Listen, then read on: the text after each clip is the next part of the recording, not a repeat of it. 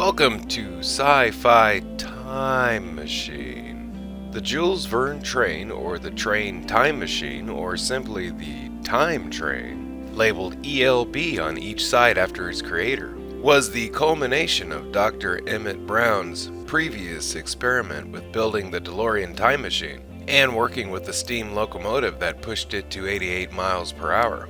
It was a time machine itself that ran off of steam rather than gasoline, built from after 1885 to 1895. When Doc succeeded in its first temporal displacement test, he and his family traveled to 2015 or beyond to give it a hover conversion. The flux capacitor was still included in this design, in the place of the lamp at the front of the locomotive.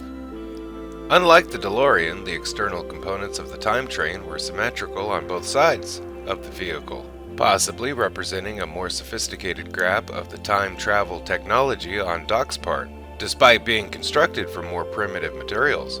On October 27, 1985, when Doc met up with Marty McFly and Jennifer Parker, he chose the most likely place that they might have been at the given time, the site of the DeLorean's destruction. Interestingly, before the time train appeared, it triggered the bells and gates on the nearby railroad crossing, as if another train was coming.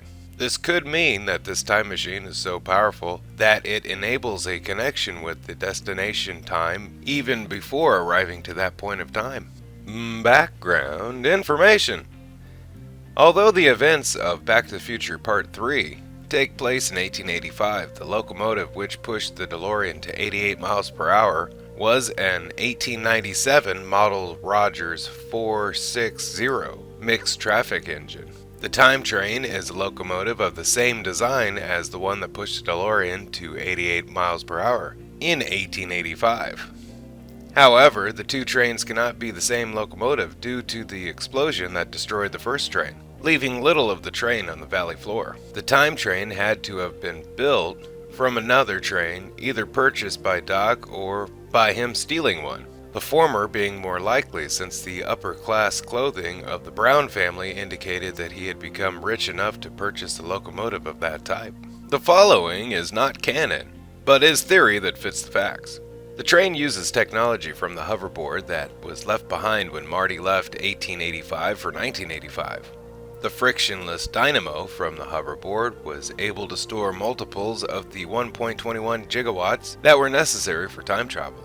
The original flux capacitor built for the train consisted of a wooden box metal that was arranged as a Y and 6 incandescent light bulbs arranged in a pattern of 3 on each side of the box.